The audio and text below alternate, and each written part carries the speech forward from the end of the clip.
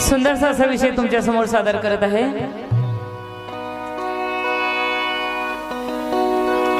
बाबासाहेब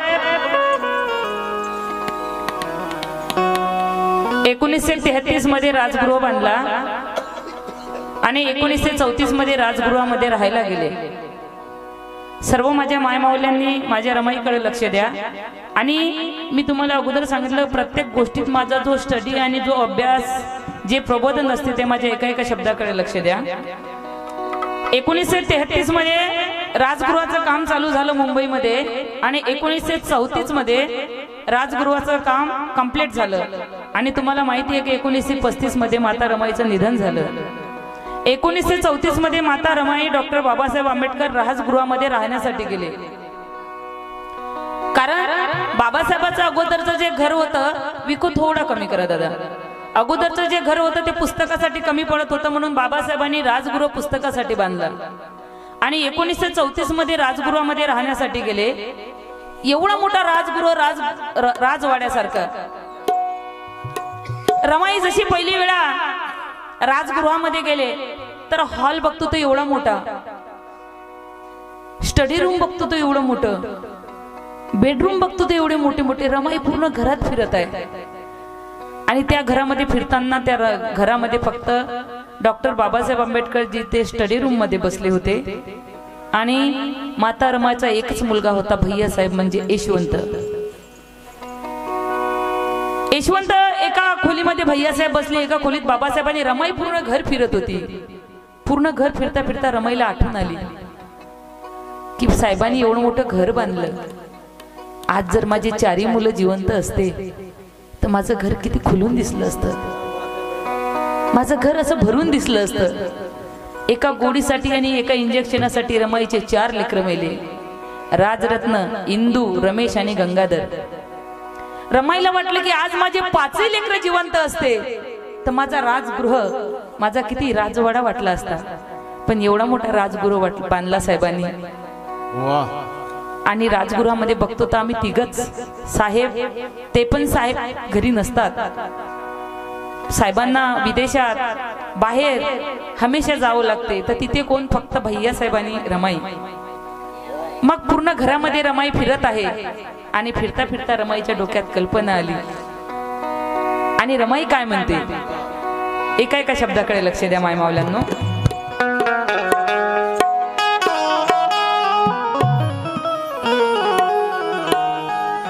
माझे काकाजी सुदेश गुर्दे म्हणतात की माय माझी साधी भोळी रमाई तिचे नाव, माय माझी साधी भोळी रमाई तिचे नाव।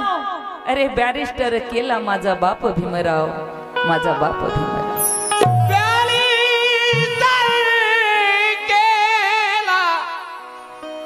माझा बाप भीमराव। बाबासाहेब म्हणतात तुझी ग कमाई थे ग रमाई, तुझी ग कमाई थे ग रमाई, पण कुणाचेच काही इथे कष्ट नाही, इथे कष्ट नाही, कुणाचेच काही इथे कष्ट नाही। रमाई म्हणते आपल्या 4 लेकरांना आठवण करून रमाई म्हणते की मी काही जरी करतो तरी तुमची आठवण माझ्या हृदयातून जात नाही रे। रमाई म्हणते मिटता मिटे ना आठवणी हो,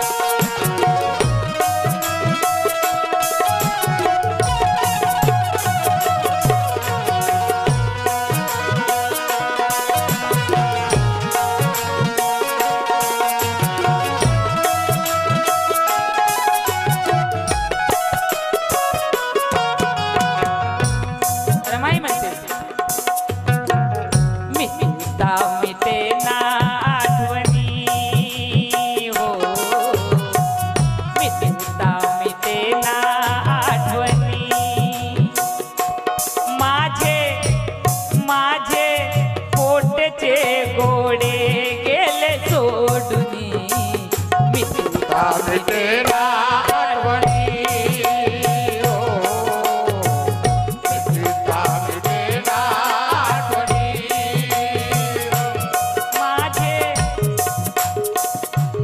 माझे पोटचे गोडे गेले सोडूनी मित्रता मिटेना आठवणी हो मित्रता मिटेना आठवणी मित्रता मिटेना आठवणी हो आई मित्रता मिटेना आठवणी मिशन इंडिया टीव्हीचे ज्येष्ठ पत्रकार माझे मोठे बंधू नागपूरहून आले. या रमाई वडिलांनी या बहिणीला 500 रुपये देऊन आशीर्वाद दिला. खूप खूप धन्यवाद. कारण मला रात्रभर बाबासाहेबावर किती पैसे दिले तर आनंद होत नाही, पण रमाईवर कोणी 5 रुपये जरी दिले तर असं वाटते की इथं खरोखर रमाई समजणाऱ्या महिला आहे, रमाई समजणारे माझे बांधव आहे. आई कशी असते, कारण मुलं आईला विसरू शकतात पण आई मुलाला विसरू शकत नाही. त्यालाच आई म्हणतात की माँ रमा तेरा दर्जा आसमान से ऊंचा है. वाह बहिणा माँ रमा तेरा दर्जा आसमान से ऊंचा है, ममता का हिमालय तेरे कद से नीचा है. 9 करोड़ों बच्चे कैसे संभाले माँ रमाई ने अपने आंचल में, ये सवाल आज मैंने मेरे माँ से पूछा है, मेरे माँ से पूछा है.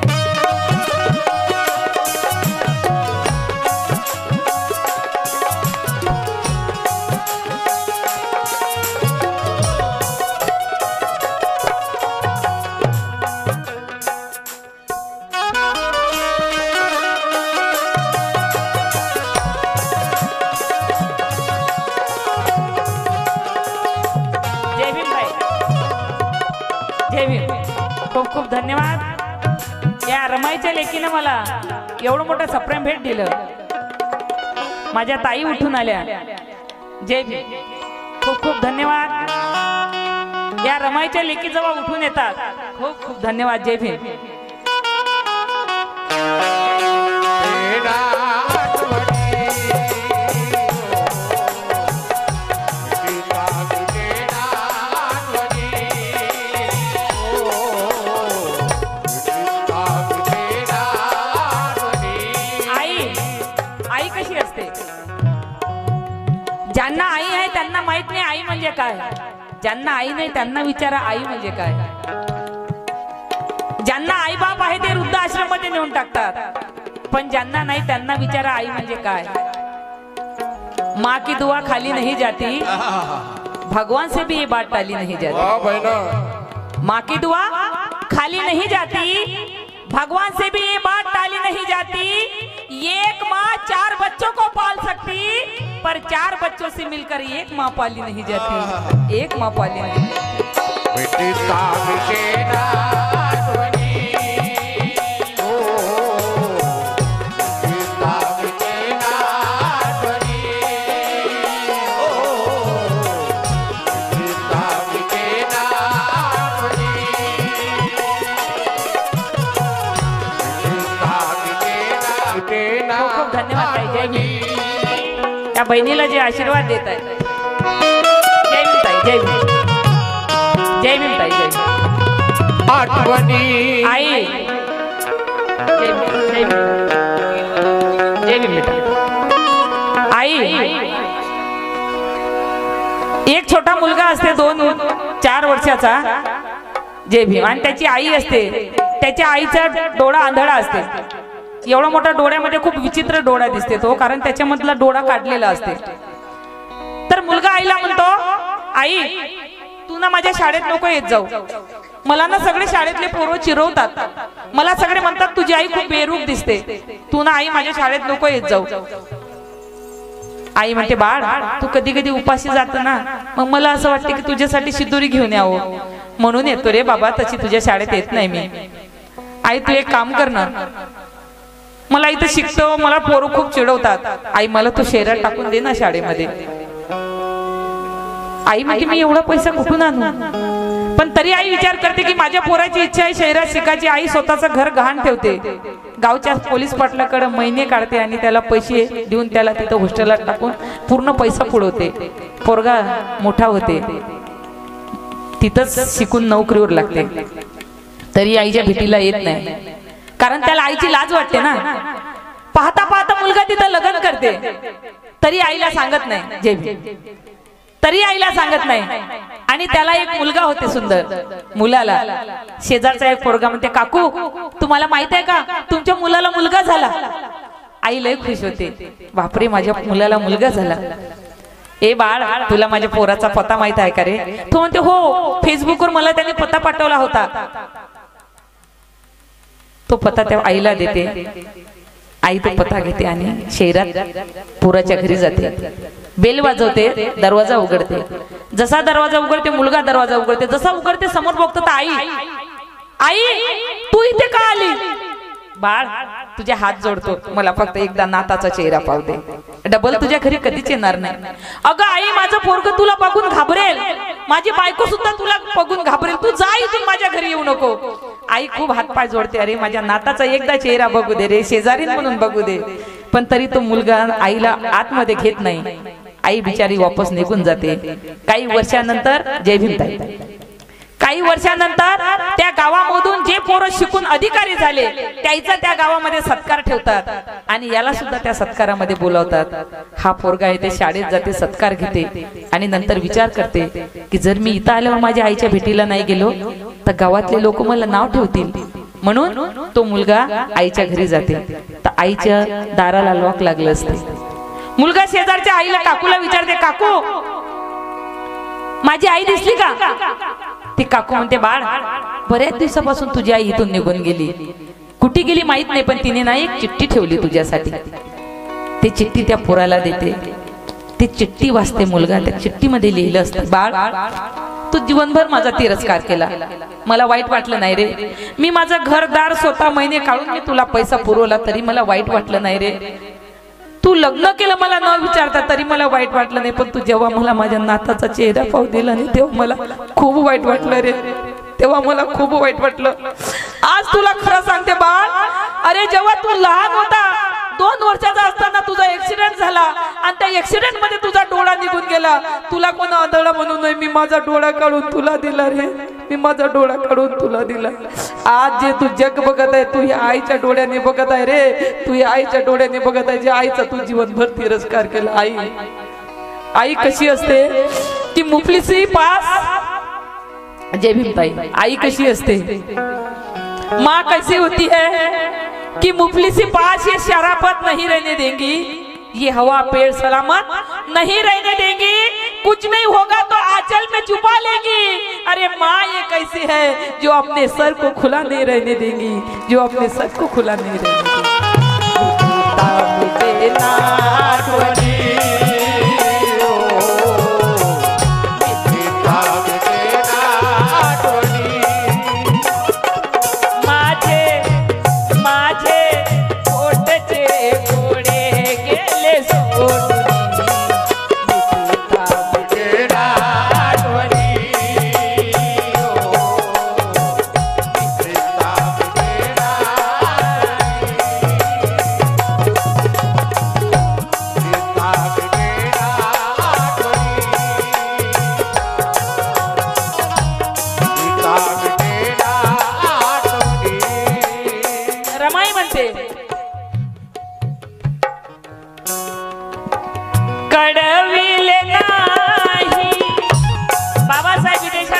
गंगाधर मरण पावते तरी रमाई बाबासाहेबाला पत्र लिहिते की साहेब आम्ही खूप सुखी आहोत, तुम्ही तुमच्या तब्येतीची काळजी घ्या.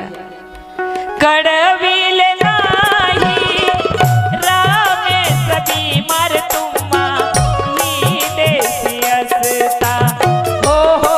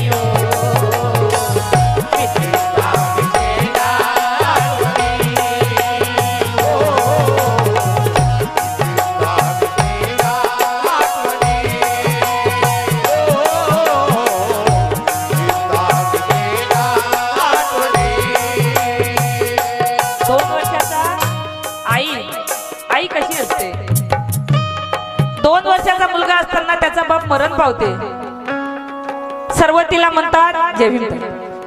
2 वर्षाच्या मुलावर तू एकटी कशी राहशील? तू एक काम कर, दुसरं लग्न कर. ती म्हणते नाही, मी लग्न करणार नाही. हाच माझा मुलगा, हेच माझं सर्वस्व, मी दुसरं लग्न करणार नाही.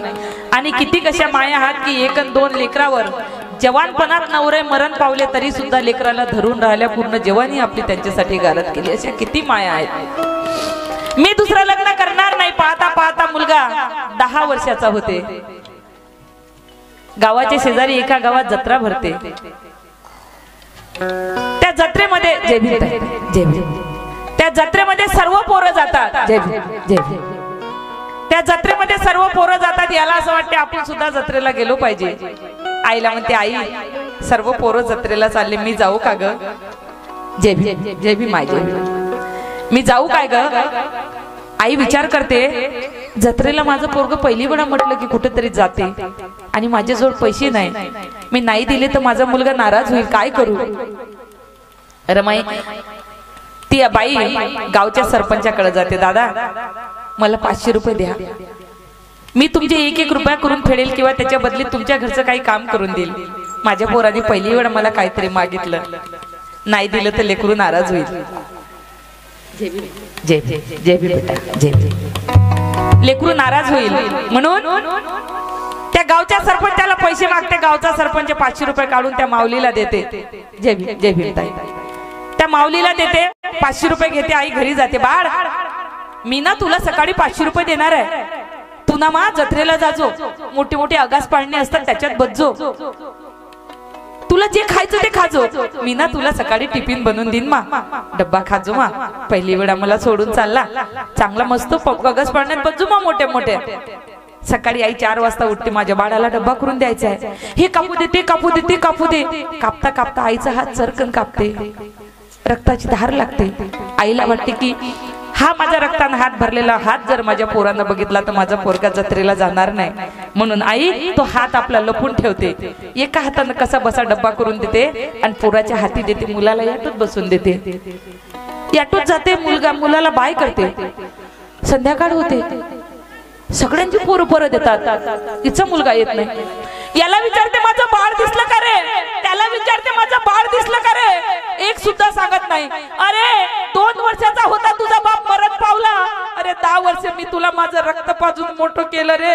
जर आज मला सोडून गेला तर मी कोणाच्या भरोश्यावर जगू रे? जय भीम ताई. मी कोणाच्या भरोश्यावर जगू? मी कोणापाशी जाऊ? बाळ, आई ज्या रस्त्यानं बाळ गेलं त्या रस्त्यानं धावत गेली. बाळ, अरे तुझ्यासाठी मी जगत आहो रे. तू गेला तर माझ्या जीवनात काही नाही. त्या रात्री ज्या रस्त्यानं आई बाळ धावत गेलं, जय भीम ताई, त्या रस्त्यानं आई याटोच्या रस्त्यानं धावत चालली. त्या रस्त्यानं नाही, आई 1 पावल्या रस्ता आहे त्या रस्त्याकडे बघते तर अंधारात तिला कोणाची तरी चाहूल आली. तिला असं वाटलं की कोणीतरी रस्त्याने येत आहे म्हणून आई धावत जाते. बाळ, जय भीम. बाळ पाहते तर तिचा मुलगा. अशी धावत जाते, बाळाला कवटाळते, आपल्या पोटी घेते. अरे बाळ, तू कुठे गेला होता मा? अरे सगळ्याचे लेकरं आले, सगळ्यांचे मुलं आले, पण तू आला नाही. तुला मी 500 रुपये दिले होते रे. सगळे आठवत आले, तू पायी का आला? काय झालं? तुला 500 रुपये दिले होते. तेव्हा बाळ म्हणते, आई तू ना मला 500 रुपये दिले होते ना, मी इकडून याटोत गेलो. आई याटोन माझ्यापासून 50 रुपये घेतले. माझ्यापाशी 450 वाचले. आई मी तिथं गेलो जत्रेत आणि एकाला विचारलं की इथे कुठे दवाखाना आहे का? एकानं सांगितलं इथं जवळ आहे. मी 1 किलोमीटर पायी गेलो. आई त्या डॉक्टरकडे गेलो आणि त्या डॉक्टरला म्हटलं की डॉक्टर साहेब माझ्या आईचा हात कापला, माझ्या आईला काहीतरी औषध द्या. त्या डॉक्टरनं माझ्याकडून 200 रुपये फी घेतली आई आणि 250 रुपयाची तुझ्या हातासाठी औषध दिली. मी ते औषध घेतली म्हणून मला याटोला पैसे नव्हते का म्हणून मी पायी आलो ग आई. म्हणून मी पायी आलो, म्हणून मला वेळ झाला. आई मला माफ कर, म्हणून मला वेळ झाला, मला माफ कर आई. चाची बोले चूड़ी लाना, सहेली बोले कंगन लाना, कोई बोले झुमके लाना तो कोई बोले मिठाई लाना. एक मेरी माँ ऐसी है यारो जो मुझे कहती है कि बेटी घर वापस जल्दी आना, बेटी घर वापस जल्दी आना. मिटता मिटेगा आठवनी,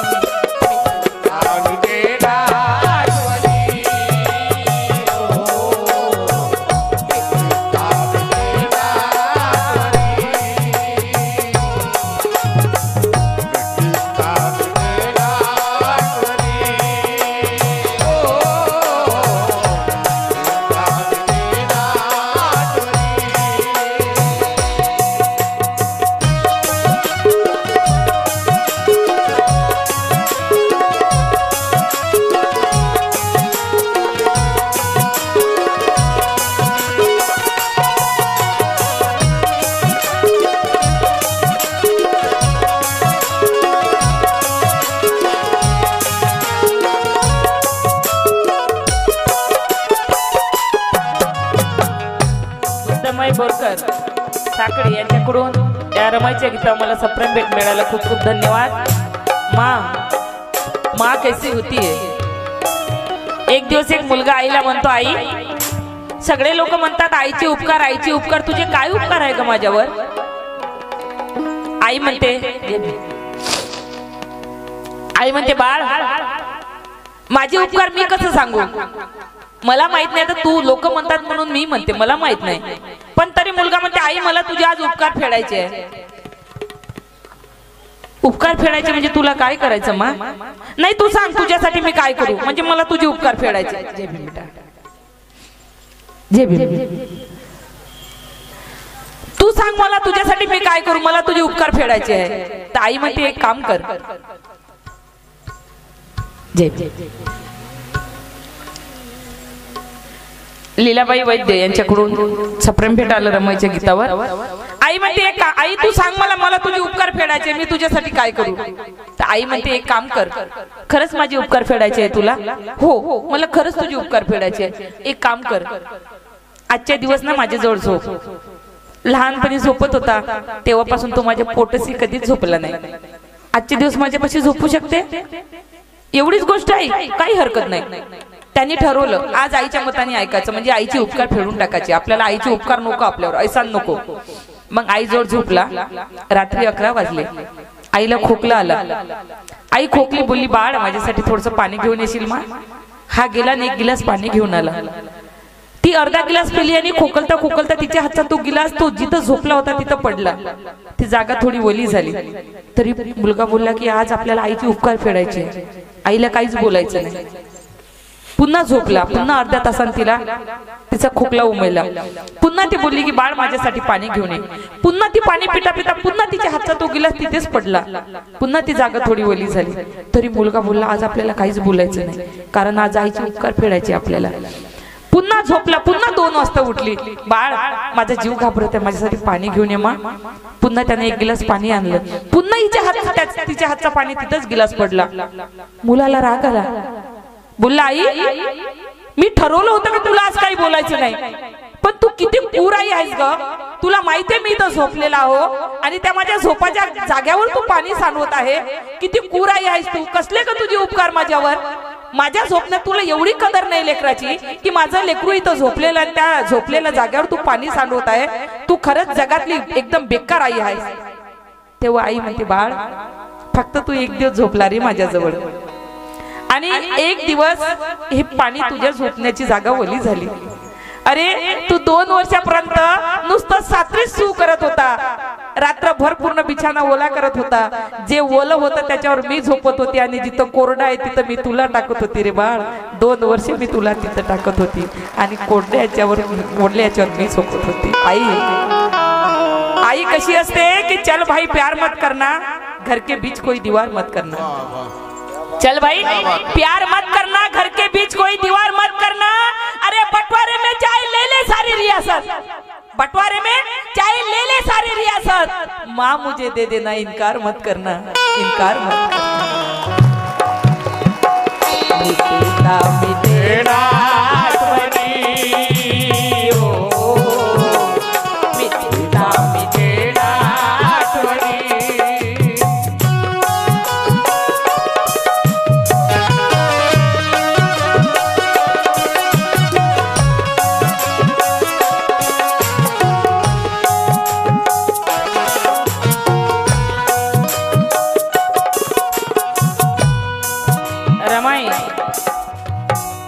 4 लेकरं रमायची एका गोडीसाठी आणि एका इंजेक्शनासाठी मेले. विचार करा त्या माऊलीचं मन कुठं असेल. आई कशी असते कि बुजुर्गों के बनाए हुए साहिबा को मत छोड़ना, वाह बहना. कभी खुशबू के पीछे गुलिस्ता को मत छोड़ना, कभी खुशबू के पीछे गुलिस्ता को मत छोड़ना. कहीं ऐसा ना हो जाए हाथों से जन्नत ही निकल जाए, कहीं ऐसा ना हो जाए कि हाथों से जन्नत ही निकल जाए. सास बहू के झगड़े में कभी माँ बाप को मत छोड़ना, कभी माँ बाप को मत छोड़ना.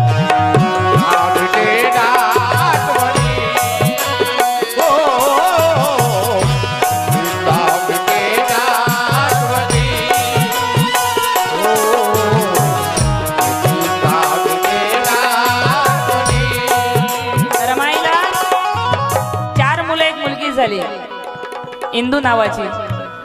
सगळ्यात दिसायला सुंदर मुलगी. रमाई म्हणते आपली इंदू दिसायला होती सुंदर परी. हो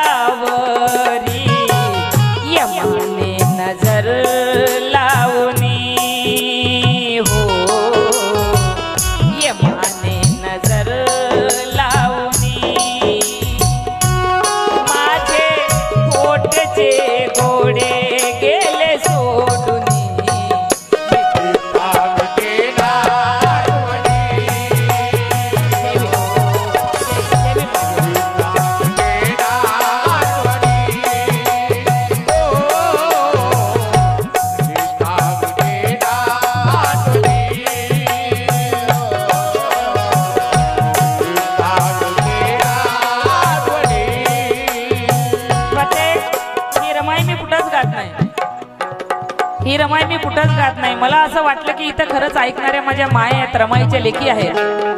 आणि ज्या ज्या माया उठून येत आहेत त्यांनी सबूत दिले आहे मला की इथं खरंच रमाईच्या लेकी आहेत. जय भीम, जय भीम.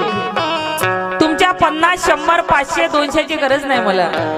तुम्ही उठून मला 5 रुपये 10 रुपये देता ना, मला असं वाटते की खरंच रमाईला ऐकणारे इथं आहेत, माझ्या रमाईच्या लेकी इथं आहेत.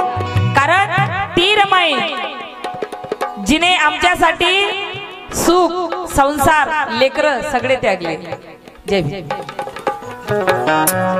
आमच्यासाठी तिने कधी बाबासाहेबांकडे एक साधी मागणी सुद्धा केली नाही की मी जर माझ्या साहेबाला त्रास देईल तर माझ्या साहेबाचं मन विचलित होईल, अभ्यासातून दूर जाईल. माझ्या साहेबाला समाजासाठी काहीतरी करायचं आहे. बाबासाहेब एक वेळा बॅरिस्टर पदवी घेऊन येतात आपल्या मायदेशी. पूर्ण समाज रमाईच्या बाबासाहेबांच्या स्वागताला जाते. रमाईला वाटते आपण सुद्धा गेलो पाहिजे, पण रमाईपाशी एक चांगली साडी सुद्धा नेसायला नसते. रमाईचे मोठे जेठ बडीराम सगळ्यांना नवीन कपडे घेण्यासाठी पैसे देतात, रमाईला सुद्धा देतात की रामू एक तुझ्यासाठी पण एक चांगली साडी आण. रमाई विचार करते माझं धनी एवढं मोठं बॅरिस्टर या फाटल्या दरीवर झोपतील का, म्हणून त्या पैशाचं झोपण्यासाठी एक गादी आणि पाट जेवणासाठी एक धोतर आणते. मग विचार करत बसते की फाटकी साडी घालून गेली तर साहेबांची बेइज्जती होईल आणि नाही गेली तर माझ्या साहेबाला वाईट वाटेल. काय करू भगवंता. एका कार्यक्रमामध्ये शाहू महाराज आपली पगडी बाबासाहेबाला बक्षीस देतात. ती पगडी रमाईला दिसते. रमाई खोलते, तिची साडी बनवते, नेसते, हाती पंचारती घेते आणि बाबासाहेबाच्या स्वागताला जाते. कोणाच्या ध्यानी येत नाही पण बाबासाहेबाच्या ध्यानी येते की मी माझ्या समाजासाठी एवढं काही करतो, पण माझ्या रमाईची काय अवस्था आहे. बाबासाहेब जेव्हा भाषणाला उभे होतात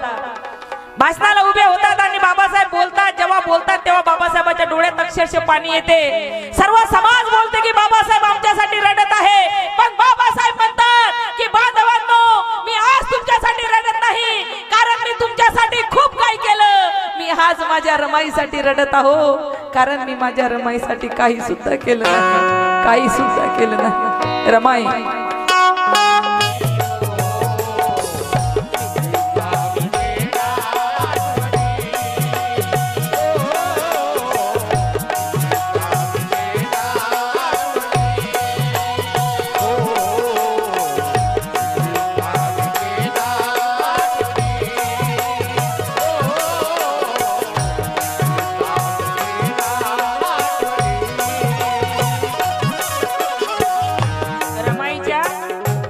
रमाईच्या शेजारी एक बाई राहते. तिचा मुलगा बिमार पडते. जय भीम. तिचा मुलगा मला तुम्ही पैसे दिल्यापेक्षा जेव्हा माझ्या जवळ येतात आणि त्यांच्या डोळ्यात मला अश्रू दिसते. रमाई आणि आई तुमच्या सोबत तुमच्या इकडे बघून जेव्हा तुमचे पैसे दिल्यापेक्षा तुमच्या डोळ्यामध्ये जो अश्रू दिसतात मला खरंच वाटते की या रमाईच्या लेकी आहे. यांना रमाईचा त्याग, रमाईचं कष्ट, आमच्यासाठी रमाईनं काय केलं हे यांना दिसत आहे. म्हणून आज यांच्या डोळ्यात पाणी येत आहे. हे बघून मला एक वेगळं फील होते की खरंच इथं रमाईच्या लेकी आहेत, रमाई ऐकणाऱ्या. जेव्हा बाबासाहेब विदेशात असताना एक दिवस 4 दिवस रमाईच्या घरी काही खायला नसते. रमाई विचार करते मी उपाशी राहू शकतो, माझे लेकर कशी उपाशी ठेवू. म्हणून शेजारच्या बाया एका मुसलमानाच्या फॅक्टरीमध्ये कामाला जातात. रमाई तिला विचारते, अगं तुम्ही कुठं जाता? ती बाई म्हणते आम्ही ना एका मुसलमानाच्या फॅक्टरीमध्ये कामाला जातो. मी येऊ का ग? 4 दिवस झाले माझे लेकर उपाशी आहेत. हो चल ना, पण असं करू का, दिवसा आली ना तर कोणाला दिसेल मी, रात्रीची आली तर चालेल का? ती म्हणते हो चालेल ना. मग रमाई आपल्या डोक्यावर पदर घेऊन साईडला अशी उभी राहते. ह्या जातात त्या मालकापाशी. मालक तिच्याकडे बघते की बाई कोण आहे, अच्छे घर की लगती है, बिचारी साइड से खड़ी है, कौन है? ते एक बाई जाती म्हणते सर इनके पति ना बहुत बड़े बैरिस्टर है, 2 साल हो गए सर विदेश गए हैं. जय भीम. 2 साल हो गए सर विदेश गए हैं, अभी तक नहीं आए. बिचारी के बच्चे 4 दिन से भूखे हैं सर, बिचारी को कुछ भी काम दे दीजिए. त्या मुसलमानाने रमाईकडे बघितलं आणि बोलले बेटा तू एक अच्छे खुददार पति की खुददार पत्नी है, मैं तुझे अगर ऐसे पैसे दूंगा तू नहीं लेगी, मुझे मालूम है, मैं तुझे ऐसे पैसे दूंगा तू नहीं लेगी, लेकिन बेटा आज से ये फैक्ट्री तेरे बाप की समझना, कभी भी काम पे आना, मजूरी करना और पैसे लेके जाना, कम से कम तेरे बच्चे भूखे नहीं रहेंगे. किती मोठा त्याग. रमाईच्या शेजारचा एक मुलगा बिमार पडते. ती शेजारची बाई रमाईला म्हणते अगं रामू काही पैसे देशील का मला, माझं लेकरू बिमार पडलं. ते म्हणते हो देईल ना. रमाई आपल्या पिशवीत हात घालते, पाहते तर एकाना नाही. मग रमाई विचार करते का मी तर हिला हो म्हटलं, आता नाही दिलं तर ही काय म्हणेल मला. म्हणून रमाई आता कसं करू. तर रमाई आमची साधी सिंपल आणि अनपढ रमाई माझी विचार करते, साहेबांना तर सगळे डॉक्टर म्हणतात, डॉक्टर बाबासाहेब म्हणतात, मग आपले साहेबच तर डॉक्टर आहेत. मग आपण एक काम करू, साहेबांनाच म्हणू की याला गोळे इंजेक्शन द्या म्हणून. बाबासाहेब येतात, जसे येतात रामू मला पाय धुवायला पाणी दे. जसे बाबासाहेब येतात तशी रामू म्हणते हे बघा साहेब ते पाय वगैरे धुवायचं राहू द्या, तो बाजूचा पिंट्या बिमार पडला त्याला गोळे इंजेक्शन द्या. बाबासाहेब म्हणतात रामू पागल झाली का, गोळे इंजेक्शन द्या? ते मला सांगू नका साहेब, ते बघा बाजूचा पिंट्या आपला बिमार पडला, तुम्ही त्याला. तू पागलच का रामू, मी कशी गोळे इंजेक्शन? तुम्हाला पूर्ण जग डॉक्टर म्हणते, म्हणजे तुम्ही डॉक्टर आहात ना? बाबासाहेब म्हणते अगं रामू मी माणसाचा डॉक्टर नाही. कमाल झाली तुमची, माणसाचे डॉक्टर नाही म्हणजे का तुम्ही जनावरांचे डॉक्टर आहात का? ते मला सांगू नका साहेब, त्या पिंट्याला तुम्ही गोळे इंजेक्शन द्या. बाबासाहेब म्हणतात रामू तू वेडी आहेस, अगं मी माणसाचा डॉक्टर नाही रामू, मी फक्त पुस्तकाचा डॉक्टर आहे. कमाल झाली तुमची, पुस्तकाला कधी ताप येतो का? पुस्तकाचं कधी डोकं दुखतं का? पुस्तकाला कधी उलट्या होतात का? कसे काय म्हणता तुम्ही पुस्तकाचे डॉक्टर आहे? आमची अळानी रामू. बाबासाहेबाला राग येते, रामू तू वेडी बिडी झाली की काय? ते मला सांगू नका साहेब. पुस्तकाचे डॉक्टर म्हणजे कोणी पुस्तकाचे डॉक्टर असते का? या कागदाचे डॉक्टर कोणी होतं का? मला ते सांगू नका. त्या पिंट्याला तुम्ही गोळ्या इंजेक्शन द्या. तेव्हा बाबासाहेब जोराने रागवतात आणि बाबासाहेब म्हणतात, अगं रामू मी माणसाचा डॉक्टर नाही, मी जनावराचा डॉक्टर नाही रामू, मी पुस्तकाचा डॉक्टर यासाठी आहे रामू. अगं एखाद्या बिमारीने जर माझी एखाद्या माणसाला बिमारी झाली तर माझा एक माणूस मरेल ग. जर एखादी बिमारी माझ्या 10 माणसाला झाली तर माझे 10 माणसं मरतील ग. एखादी बिमारी माझ्या जास्त लोकांना झाली तर माझे 100 लोक मरतील ग. पण रामू एखाद्या मनुवादी विचाराचं पुस्तक जर माझ्या समाजाला छुईलं तर माझा पूर्ण समाजच मरेल ग रामू, माझा पूर्ण समाजच मरेल ग.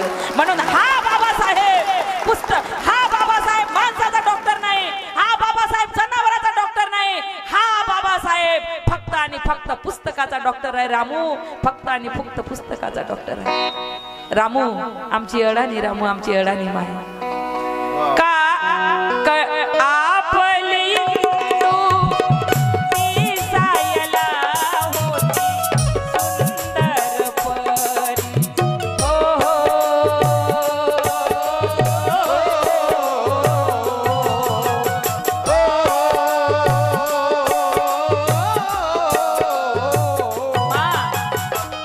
माँ की दुआ खाली नाही जाती. मी तुम्हाला सांगितलं कोणता देव देवता आम्हाला दुआ देऊ शकत नाही. क्यों? कि प्यार पाने को दुनिया मरती है और प्यार खोने को दुनिया डरती है. प्यार पाने को दुनिया मरती है, प्यार खोने को दुनिया डरती है. अरे ये लेने देने का कोई प्यार नहीं प्रथमा, सच्चा प्यार तो सिर्फ माँ बाप करते हैं, सिर्फ माँ बाप करते हैं. कारण माँ मला बडनेरहून एक दिवस नागपूरला यायचं होतं. माझ्यासोबत कोणी नाही, माझ्या भावाने मला स्टेशनला सोडलं. म्हटलं जा भाई, मी इथून जाते नागपूरला, तर जायचं आहे 2 घंट्याचा रस्ता. मला मुंबईहून येणाऱ्या महाराष्ट्रामध्ये बसायचं होतं नागपूरसाठी. एकटी कधी सफर करत नाही, पण त्या दिवशी म्हटलं आता बडनेरा जवळच आहे, नागपूर काय लांब आहे. मला तिकडच्या महाराष्ट्रामध्ये बसायचं होतं, तर मी मुंबई जाणाऱ्या महाराष्ट्रामध्ये बसली. मला कळलंच नाही की मी त्या महाराष्ट्रामध्ये बसली. आणि योग बघा, पहिलं स्टेशन आलं मूर्तिजापूर, तर समोरच्या स्टेशनच्या अगोदर विको थोडं कमी करा दादा, तर तिथे दुसरी ट्रेन लागलेली होती. त्याच्यामुळे मला स्टेशनचं नावच दिसलं नाही. विको कमी करा बाई, विको कमी करा थोडं, मला स्टेशनला दिसलं नाही. मूर्तिजापूर नंतर अकोला आला तरी मला स्टेशन दिसलं नाही, कारण थंडीचे दिवस होते आणि एवढं मोठं शोटर माझ्या हाती होतं इथे. आणि समोर बघतो तर एकदम डायरेक्ट शेगाव. जसं शेगाव, बरं गाडी ज्यातपर्यंत उभी होती त्यातपर्यंत मी डोळे लावून बसली होती. आणि जशी गाडी चालू झाली मी असं बघलं, फोन करून सांगितलं मिस्टरांना. मी म्हटलं मी वर्धा पार केला आता, मला हे माहित नाही की मी शेगावला आली. आणि बघतो तर शेगाव, गाडी चालू झाली. मी उतरायला धावली. एका माणसाने माझा हात पकडला. अरे दादा सोड, म्हटलं मला उतरायचं आहे, गाडी तर आता भुसावळला थांबेल. त्यांनी हात पकडून ठेवला, गाडी फास्ट होऊ दिली, माझा हात सोडून दिला. जसा हात सोडून दिला तसा जसा पाय टाकला, मी प्लॅटफॉर्म खतम झालं होतं, सरळ ट्रेनच्या खाली 2-3 अशा पलट्या खाल्ल्या आणि गेली. ट्रेन समोर जाऊन थांबवली त्यांनी. मी पडली, मला होश नाही. पण ते लोक ओरडत होते, फक्त मला ऐकू येत होतं, अरे कोई तो भी लड़की कट गई, अरे कोई बोली उसका हात कट गया, कोणी पैर. कारण मी एवढं लागलं, डोकं फुटलं, हे फुटलं, पण ट्रेनच्या खाली जाऊन मी वाचले. म्हणजे म्हणून म्हणता की होश क्या चीज है हौसान भी ले सकता था, होश क्या चीज है हौसान भी ले सकता था, वो कसम खाने को हाथ में कुरान भी ले सकता था, वो कसम खाने के लिए हाथ में कुरान भी ले सकता था और बचा लिया माँ की दुआओं ने, वरना वो हादसा तो मेरी जान भी ले सकता था, मेरी जान भी ले सकता था.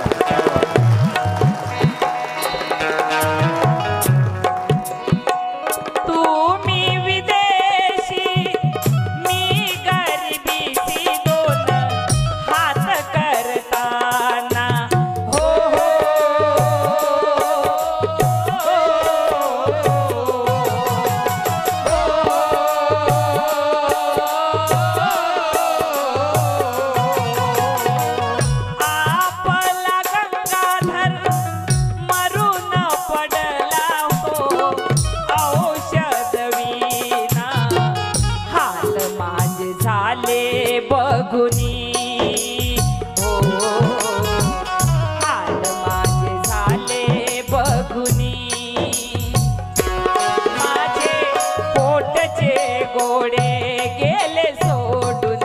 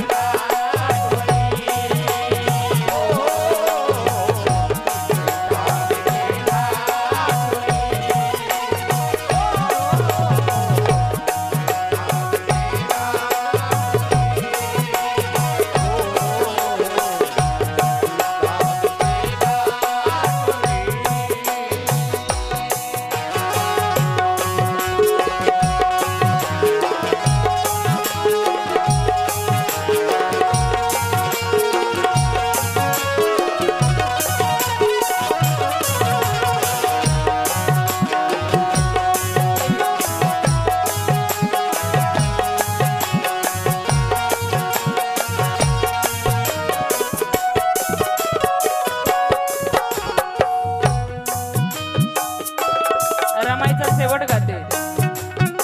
सर्वात लाडका मुलगा बाबासाहेबाचा राजरत्न. बाबासाहेबाचा मुलगा सर्वात जास्त लाडाचा जर असेल तर तो म्हणजे राजरत्न. राजरत्न मरण पावला. बाबासाहेबापाशी कपनाला पैसे नाही. बाबासाहेबाला एका सभेला जायचं आहे. राजरत्न मरून पडला. बाबासाहेबांना तयारी केली का मला सभेला जायचं आहे. बाबासाहेबांचे मोठे बंधू बडीराम बोलले, अरे भिवा, तुझा मुलगा मरण पावला, तू कुठे निघाला. बाबासाहेब म्हणतात, दादा, माझ्या एका मुलासाठी मी माझे 9 कोटी लेकरं मारू शकत नाही. मला आज सभेला जाणं जरुरी आहे दादा. बाबासाहेब सभेला निघून गेले. रमाईनं आपल्या शेवाचा पदर फाडला.